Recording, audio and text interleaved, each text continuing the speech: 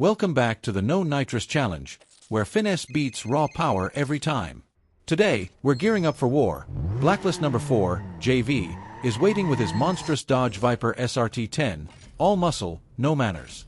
But first, my beautiful Lotus Elise is going through another transformation.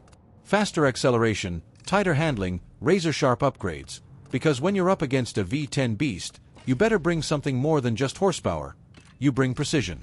Let's dive into the madness.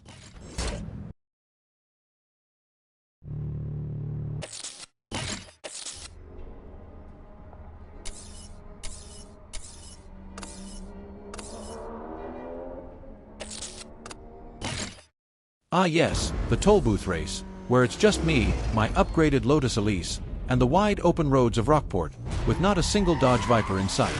Which is exactly how I like it. You see, JV might be Blacklist number 4, but let's be real, he's just a burnout in a straight-line rocket. His Viper SRT10 has all the subtlety of a freight train crashing through a library. Sure, it's got 500 horsepower and a massive V10 engine, but that car turns like it's allergic to corners. If agility was a subject in school, JV would be repeating the year. Now let's talk numbers. The Dodge Viper SRT10 can go from 0 to 60 in under 4 seconds. Impressive, right? Until you realize that the Lotus Elise may not have the muscle, but it dances through traffic like a caffeinated ballerina. Weighing just 860 kilograms, it's basically a go-kart in a tuxedo. That's why in a tollbooth race, where it's all about acceleration, braking, and precision, JV's muscle boat wouldn't even make it past the first split timer without wiping out on a corner. And let's not forget, JV is the kind of racer who probably thinks downforce is just gravity having a bad day. He's all torque, no technique. All bark, no grip. The man probably checks his rearview mirror to see if his spoiler's still there. But me, I'm already blasting past tollbooth after tollbooth like they owe me money. Rockport's roads are mine today. And by the end of this race, the only thing JV will be flexing is his excuse list. Seriously though, if JV spent less time waxing his Viper and more time learning to take a corner, maybe he wouldn't be number 4 on the blacklist. He'd be number 404, not found.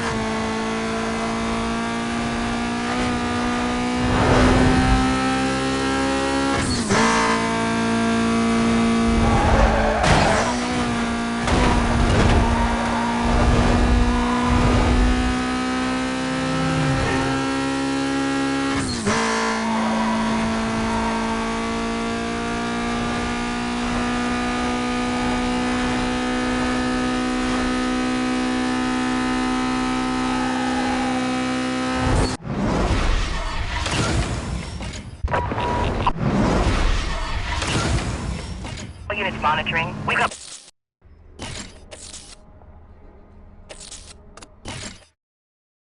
Back again at the tollbooth gauntlet, and I can already hear JV revving that Dodge Viper like it's going to scare me into submission. Sorry, buddy. Loud pipes don't win races. Skilled hands do.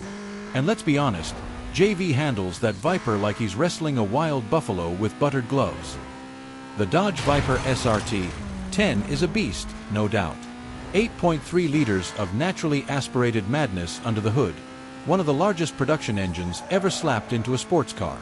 But here's the thing, all that raw power is as useful in a toll booth race as a foghorn in a chess match.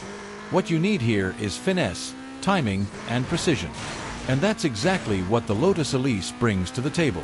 This car was practically engineered to slice through Rockport like a katana through warm sushi. Did you know the Viper SRT10 doesn't even come with traction control or stability assist in its stock form? It's like Dodge gave drivers 500 horsepower and said, "Good luck, don't die." No wonder JV ends up fishtailing around like he's drifting on banana peels. Meanwhile, I'm out here painting perfect racing lines like I'm Leonardo da Vinci with a steering wheel. And let's not forget, this is Blacklist number 4 we're talking about. JV, short for just V-Room? Joke vehicle? Whatever it stands for, it definitely doesn't mean job victorious. The man's only strategy is to floor it and pray the road doesn't curve. And if you're betting on that working in a toll booth race, let me introduce you to disappointment. You know, rumor has it that JV once tried to take a tight corner in Rockport and ended up in Palmont.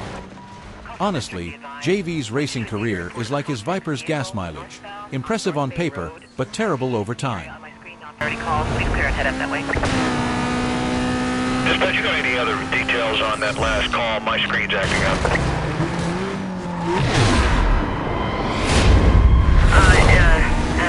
We're having a hard time with the vehicle description at this time. Please stand by. Yeah, I'm code 3 with that reported driver. He's trying to lose me. Stand by. You can detail me on that call. Suspect traveling south through Dunwich Village.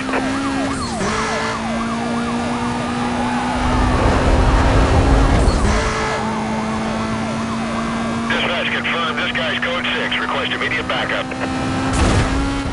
Roger that, 4 Delta 28. I've got ground units clearing up and en route.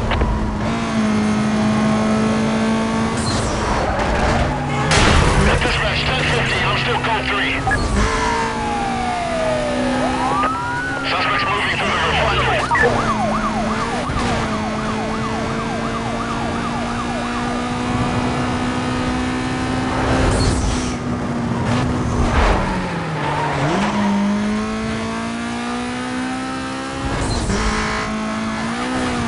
Delta 28. Can you advise on your situation?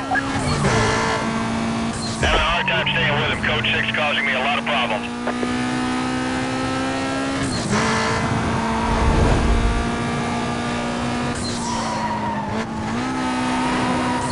I've lost sight of the vehicle. Hold on. Cancel that. Cancel that. He's right in front of me.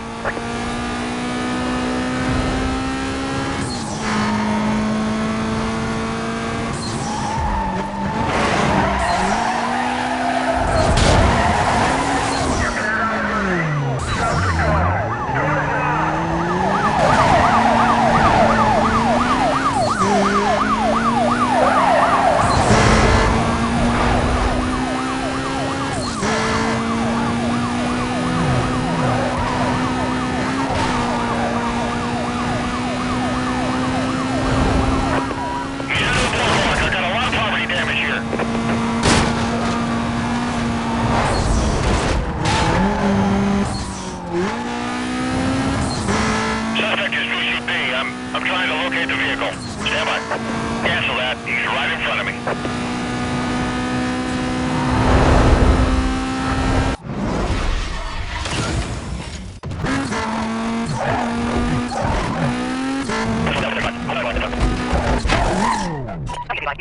What are you going to do down there?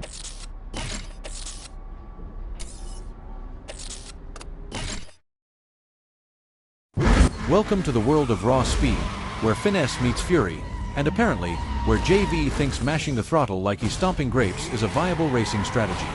This is a speed trap race, and let me tell you, this is where real drivers rise and fake racers. Well, they redline and spin out into streetlights. Now JV, the Blacklist number 4 racer, shows up in a Dodge Viper SRT10, a car with the subtlety of a sledgehammer and the elegance of a brick. 500 plus horsepower, rear-wheel drive, no stability control. It's a missile on wheels. If the missile were guided by a raccoon on an energy drink binge.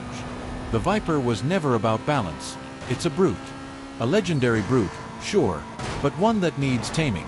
And I don't think JV ever read the manual. You see, speed trap races aren't just about pressing the pedal to the floor like you're trying to crush a spider. It's about knowing when to lift, when to brake, and where to let your car dance between traffic and corners while keeping those speed trap sensors smiling. It's like a high-speed chess match, and JV's out here playing checkers with his gloves on backward. Lotus Elise, on the other hand, my car of choice, is a surgical instrument. Light, nimble, and designed to attack corners at speeds that make most muscle cars cry in confusion. It's not the fastest in a straight line, but in a speed trap race with twists and turns, it's like comparing a jet ski to a cruise ship in a slalom course. Good luck, JV. Did you know the Lotus Elise weighs just under 900 kilograms?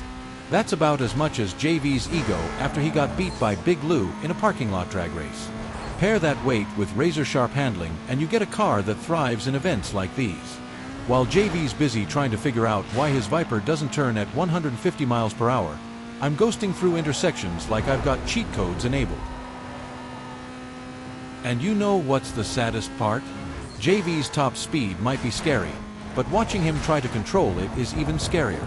In fact, the last time he hit a speed trap at over 180, he ended up in a barber shop, mid-haircut. So yeah, JV's Viper might be a legend, but when it comes to speed trap races, he's just a fast-moving cautionary tale.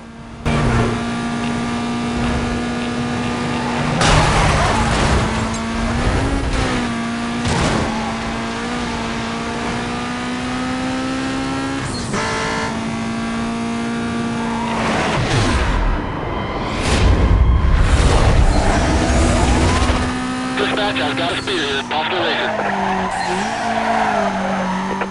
Patrol members be advised, we have code 6 driver aggressively evading custody. Units requested clear non-essential calls, head up code 2. It looks like I'm gonna need some help with this guy. 1085. Oh, roger, Charlie 12. I've got ground units clearing up and en route.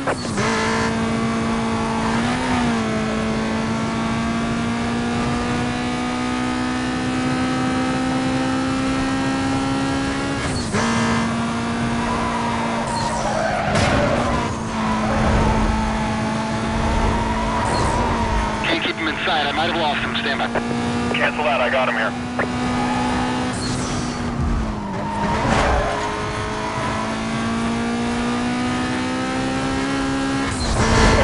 Okay, vehicle pulling away here. We'll advise if I lose him. This guy just run past me. I'm on him.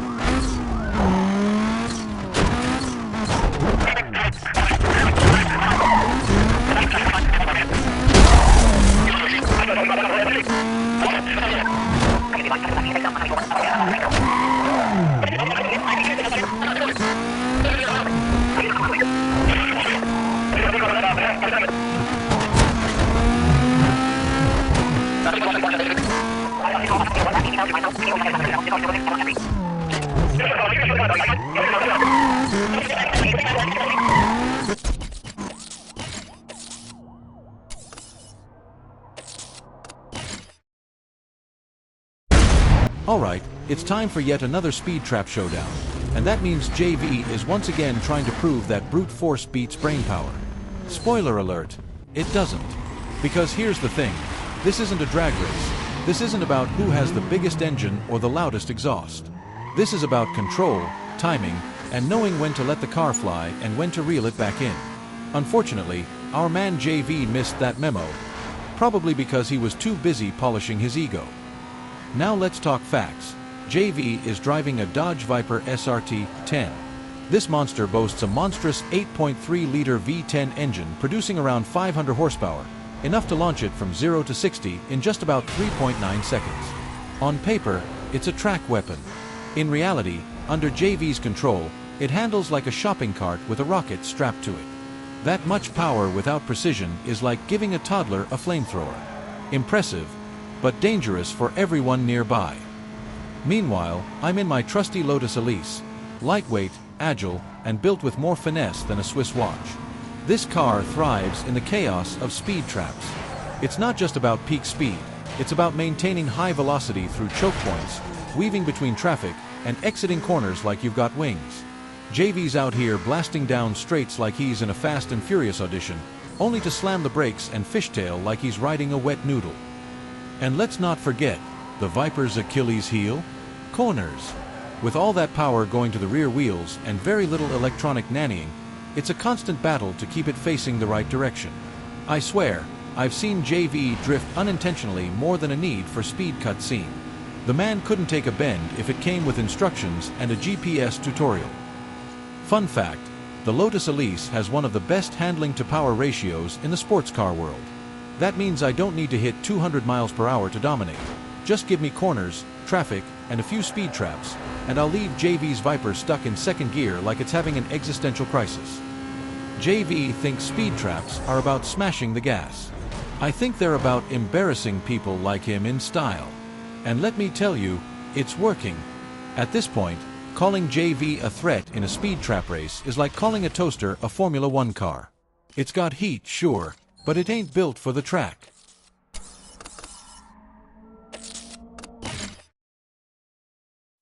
Here we go again, another speed trap race, and yet somehow, JV still thinks he's got a chance. I mean, after getting spanked in the last two, you'd think the guy would take a hint. But no, he's still out here in that overgrown, overpowered, overly confused Dodge Viper, trying to convince Rockport that horsepower equals skill. Hate to break it to you, JV, but speed traps don't reward straight-line heroes, they punish them. Let's refresh the class on the Viper SRT10, shall we? 500 horsepower, 525 lb-ft of torque, and absolutely no sense of grace. It's like a sledgehammer wearing sneakers. Sure, it hits hard, but it's got no rhythm. And in a speed trap race, rhythm is everything. You've got to balance acceleration with control, line your car up perfectly for each checkpoint, and time your throttle like you're conducting a symphony. JV, he's just out here banging cymbals with his forehead. Meanwhile, I'm cruising in the Lotus Elise, the featherweight champ of agility and corner carving excellence. It's not about raw speed, it's about maintaining momentum, slipping through traffic like butter on a hot skillet, and hitting every trap like a precision-guided missile. JV's Viper might scream louder, but mine is the car that sings. Fun fact time. In Need for Speed, Most Wanted, the Viper has incredible top-end speed but lacks in handling and braking. On the flip side, the Elise might not break 200 miles per hour, but it's got one of the best turning radii and control responses in the entire game. That means in events like this, the Elise isn't just competitive, it's a certified assassin. JV's trying to bring a cannon to a fencing match. And you can tell he's struggling. Look at that panic breaking into every corner, that tail-happy fishtail dance when he floors it too early, and don't even get me started on the curb clipping. If I had $1 for every time JV scraped a sidewalk mid-race, I could buy a new Lotus every week and still have change left for some premium race fuel. You know, if confidence alone could win races, JV would be undefeated. But lucky for me, and unfortunate for him, Need for Speed doesn't run on delusion. It runs on timing, tuning, and talent. 3 things he clearly forgot at the garage this morning. At this rate, JV's not competing. He's just giving a live demonstration of how not to drive a Viper. Honestly, I should be charging admission. Welcome to the roast. I mean, the race.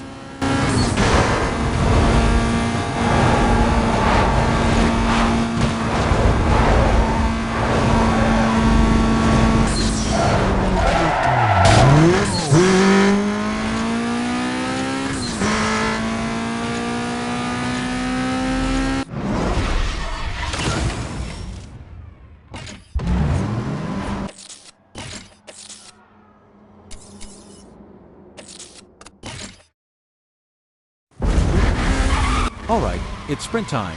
No laps, no second chances, just one straight up dash from point A to point B. And look at the clowns I'm racing against.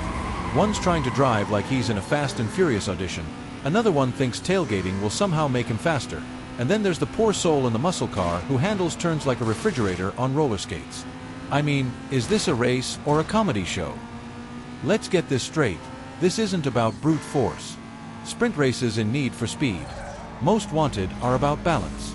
You need to handle tight city corners, highway stretches, and sometimes even avoid traffic that just loves to park itself right in your racing line. But my so-called opponents, they drive like their only goal is to make the tow truck industry rich. And while they're over there turning every intersection into a demolition derby, I'm slicing through the city in my upgraded Lotus Elise. Light as a feather, sharp as a blade, and quick enough to make a cheetah sweat. This car was made for moments like this, where control, agility, and timing matter more than a 600 horsepower tantrum machine with no grip. Here's a fun little Most Wanted fact for you. Sprint races often highlight the game's AI difficulty scaling. As you climb the Blacklist, the AI gets nastier with better cars, sharper driving lines, and less margin for error. But even with all that, they still can't match a skilled player with a well-tuned car. That's me, by the way. The skilled player. Just in case there was confusion. And while we're tossing facts around, did you know the Lotus Elise's power-to-weight ratio makes it one of the best handling cars in the game, even rivaling supercars on certain tracks? That's right. While the other drivers are out here trying to muscle their way through traffic, I'm out here dancing through it like I'm leading prom night. Honestly, watching these guys try to keep up is like watching a turtle race a falcon. Cute, but ultimately tragic. One stuck on the sidewalk, another just kissed a taxi head-on, and the last guy? He's so far behind, he's probably still listening to the race countdown. If I go any faster, I might need to leave behind a map and snacks so the others can catch up. But then again, would they even know how to read it? Probably not. GPS says, turn left. They just panic and hit a tree.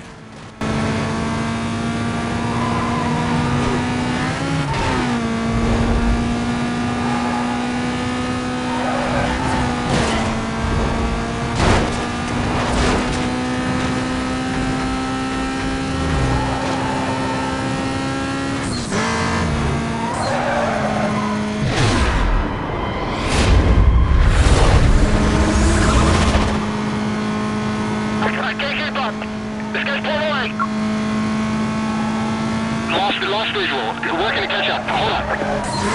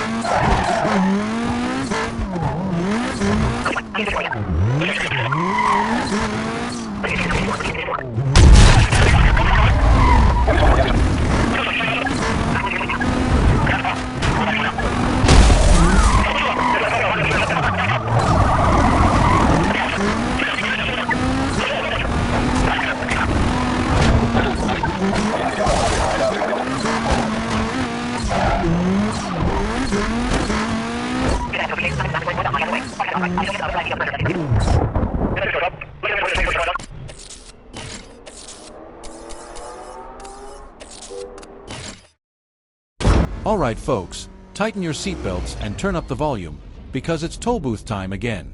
This isn't just a race, it's a solo sprint through Rockport's concrete jungle where every second counts. No rivals to bump into, no distractions. Just me, the road, and a ticking clock that's thirstier for time than JV is for attention. These toll booth races are all about precision. You're not racing opponents, you're racing perfection. You miss a corner, you lose time. You hesitate on acceleration, you lose time. You clip a traffic car, might as well kiss that bonus checkpoint goodbye. It's all about flow, like a ballet dancer, but with horsepower and tire smoke instead of tights. Now, let's drop a fun most wanted fact while we burn rubber. Did you know that toll booth races are actually one of the best ways to learn the map in this game? That's right, these routes were designed to snake through a little bit of everything. Back alleys, highway straights, industrial zones, and even some good old countryside curves. The devs didn't just want you to go fast, they wanted you to know Rockport like the back of your hand. And if you're wondering why you're passing through toll booths and not just speeding through like a criminal, well, it's part of the story lore. These are illegal runs tracked by underground racers to prove you've got the skills to make every second count. Think of it like a resume for street racing. And right now, I'm out here handing out career-ending rejection letters. Meanwhile, JV is probably still trying to figure out how to open his hood without snapping something. The guy drives a Dodge Viper like it's a tractor, raw power with no grace. Toll booth races require finesse, and my Lotus Elise? She was born for finesse. With her insane power-to-weight ratio and razor-sharp cornering, she's gliding through toll booths so smoothly you'd think she had an Easy Pass installed. Let's not forget, this Elise is not just a car, it's an instrument. And I'm composing a symphony of speed while JV's over there banging pots and pans together, hoping someone mistakes it for music. At this point, I've passed so many toll booths, I think the Rockport Highway Department owes me frequent flyer miles. Or at least a loyalty card, 5 tolls and the 6th one's free.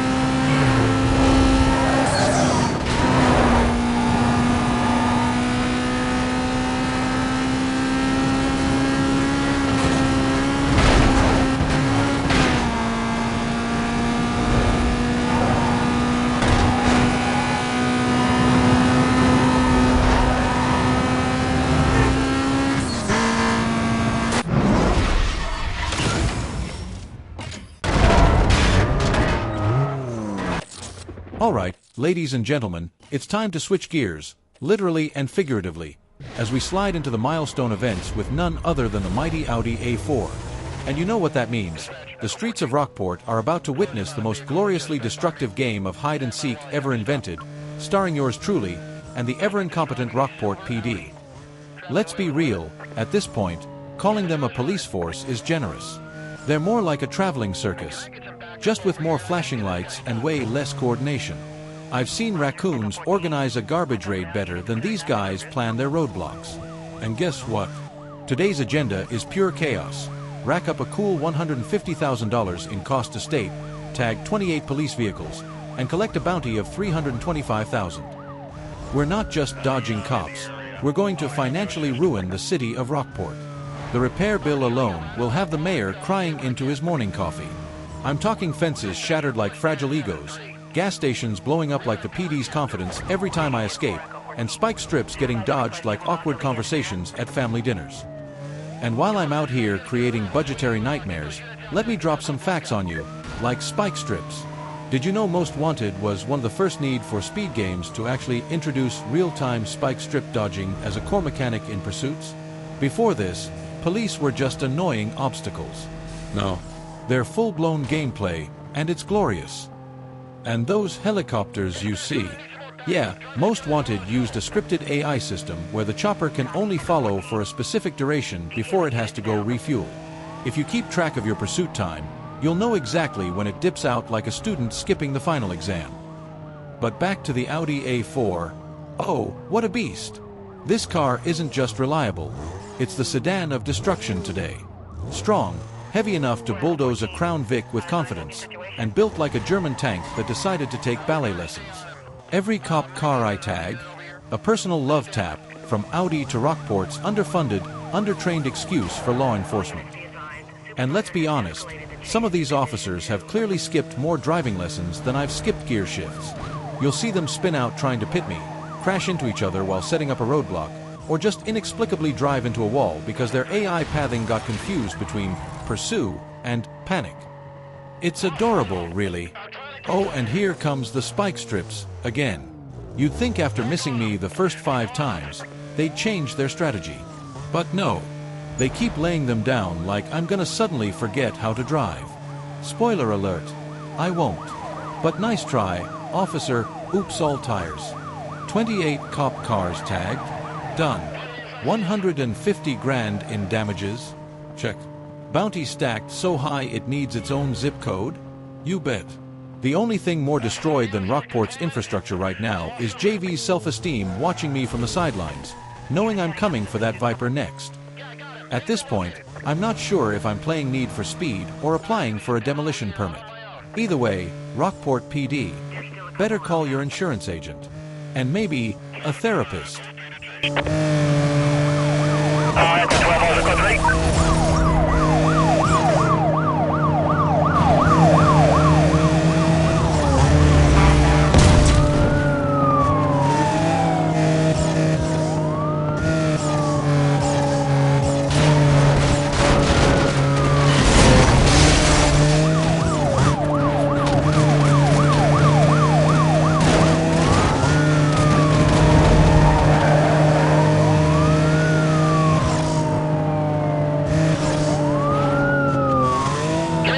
Dispatch, working a hard time with this guy. 10-4 to Echo 34. Units have detailed and are en route. He's gone through the block. Dispatch 2-7, we have set up a roadblock. Just bring him to us. He's through, he broke through. We're still code 3. All units, CD advises pursuit now, condition 3. Code 6, party lost. I need a quadrant set up ASAP. Cover units be advised. Suspect was last seen northbound through the Petersburg interchange. Supervisor requesting you set up a quadrant ASAP. Units remain on code 6 status till further notice. Roger that. This is 2 Echo 12, just south of that area. Let's get some units close on the west side. On dispatch, we got a guy here who says he knows the suspect. We're going to bring him in for questioning.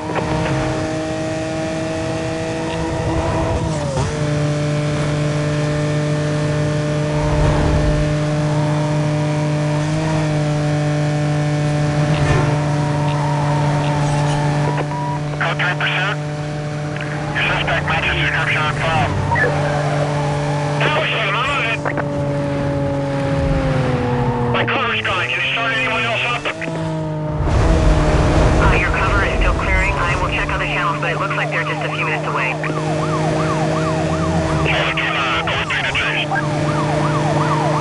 It's 24. I'm in your screen. I'll be there in 30 seconds.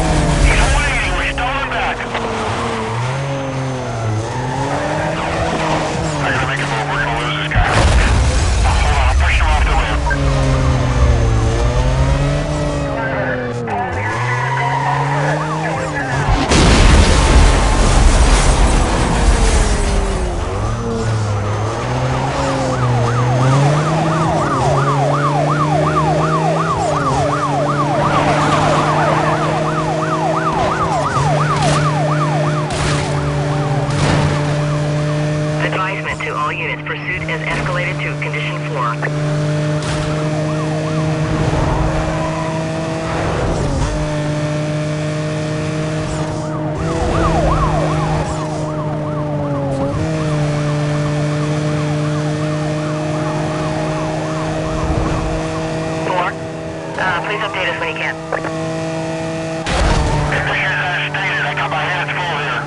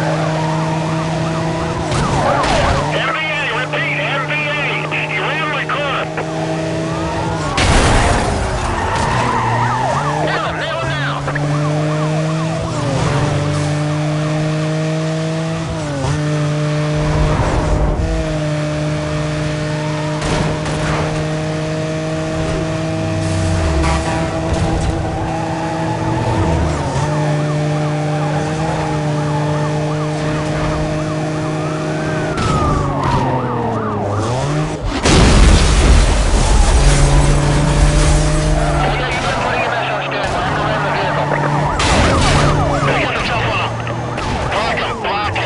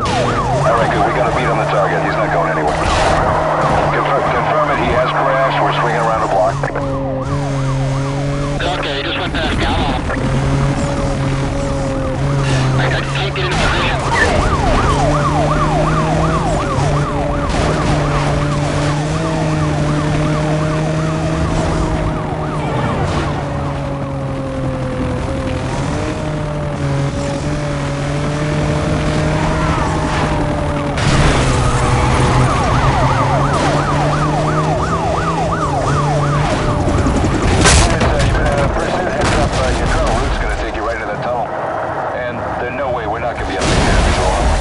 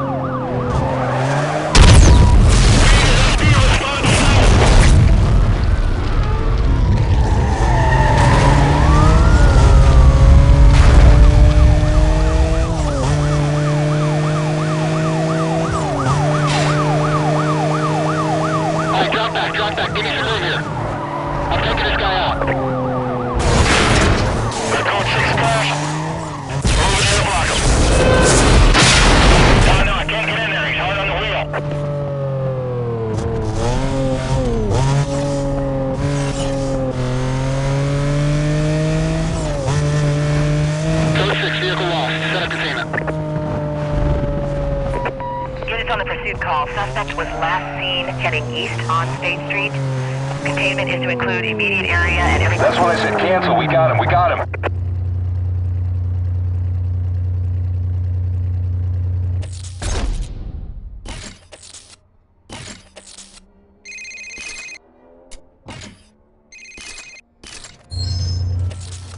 Alright, enough playing around. I'm back in the Lotus Elise, sleek, savage, and built to embarrass. JV thinks his Dodge Viper can scare me? Please. That thing handles like a drunk rhino on roller skates. I'm about to show him what precision looks like. Let's smoke this fool and send him crawling back to whatever garage he rolled out of.